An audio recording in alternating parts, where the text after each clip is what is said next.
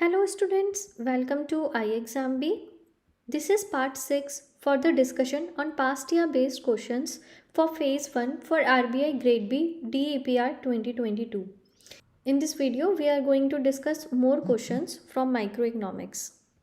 Let's start with question number first. The second phase of diminishing return to a factor is exhibited by which of the following total product sequence?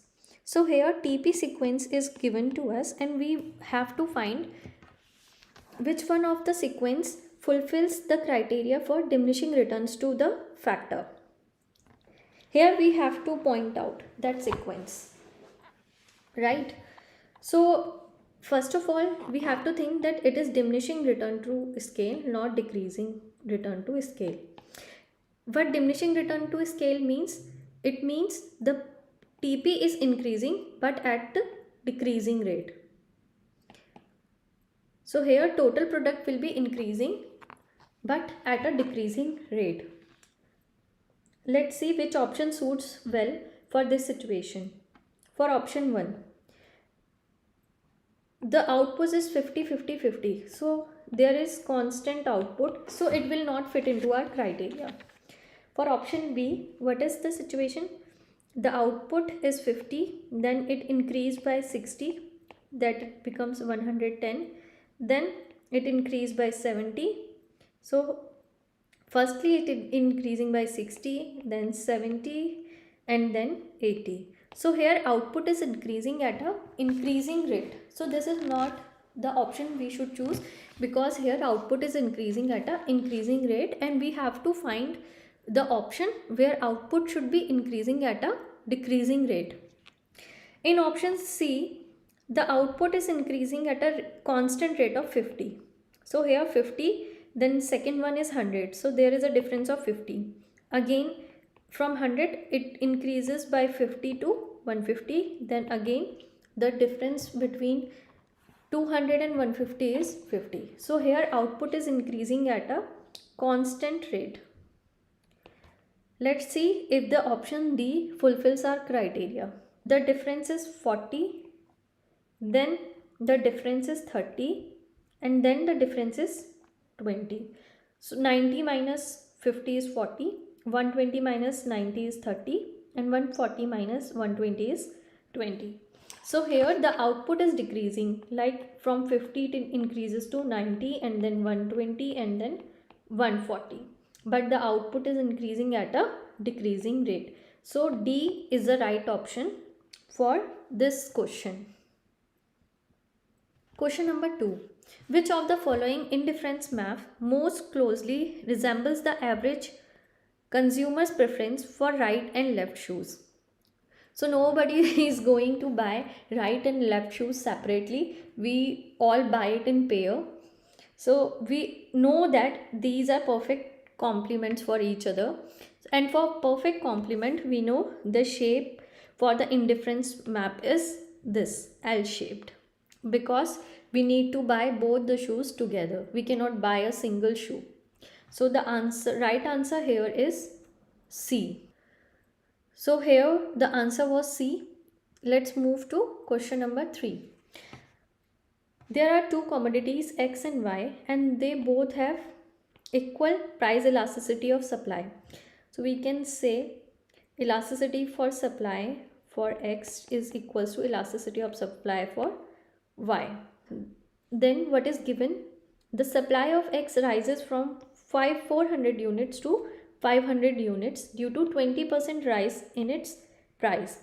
Now we have to calculate the percent change in the supply of Y if the price falls by 8%. These types of questions are important for 2 marks. So let's see how to solve this type of question. First of all, let's find out the percentage change in the supply of X. It is changing from 400 to 500. So difference is 100 upon 400, because it was previously it was 400. Now the percentage change is 25%. Right? So the percentage change in the quantity of X is 25%. And the And we know what is the percentage change in the price of X? It is 20%. So here, from here we can easily find the price elasticity for X. That will be percentage change in quantity of X upon percentage change in price of X. That will be 25 upon 20, and this will be equals to 1.25. Now we know this is also the elasticity of supply for Y. So because these two are equal, and we want to find the percentage change in supply if the prices is falling by 8%. So we know the percentage change in price of Y, it is 8%, and using the same formula we can easily find out how much there is percentage change in supply of Y. Let's see. Elasticity of Y is equals to percentage change in the quantity of Y upon percentage change in its price, and we know it is 1.25, and we want to find this quantity change, and we know there is change in price, there is 8% change in price. So the percentage change in the quantity will become 8 into 1.25, that will be equal to 10%. Which of the following method is used by Hicks to eliminate the income effect when price of a product is changed? We all know the answer for this question is compensating variation in income.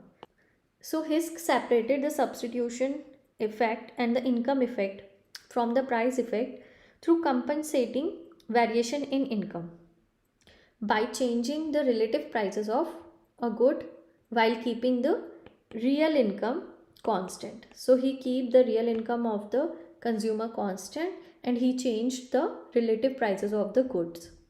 So this method was used by Hicks.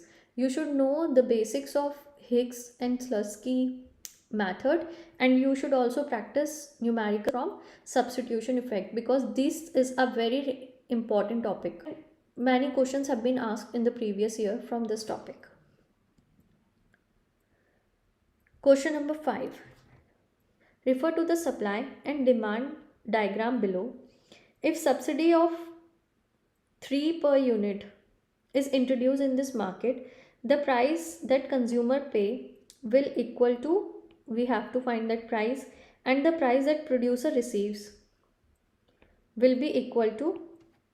Now we have to see what is the answer for this question. First of all, what we have to see, as a result of subsidy, what happens? The cost of production will fall.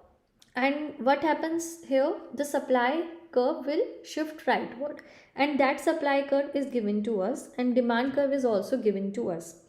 And now here are various combinations of prices that a consumer pays. So this is the price that consumer pays, and this is the price that producers receive. So we have to see what is the right option for this question. How we should check it out? Because for new price, what happens? We all know that demand and supply should be equal. So for first pair, let's see what is the quantity demanded and what is the quantity supplied. For 2,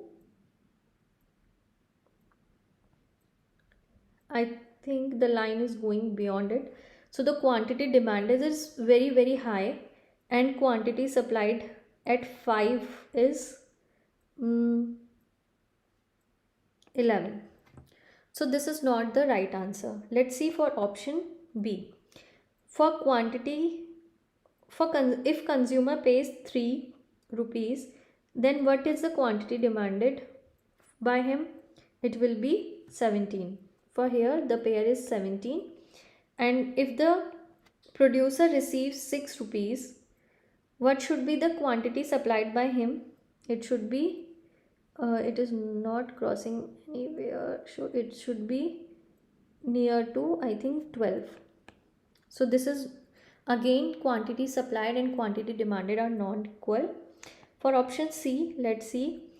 For rupees 4, the quantity demanded will be 13, and if the producer is getting 7 rupees, what is the quantity supplied?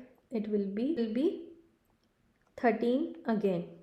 So here for C option, the quantity supplied is equals to quantity demanded. So this C option is the correct answer for this question.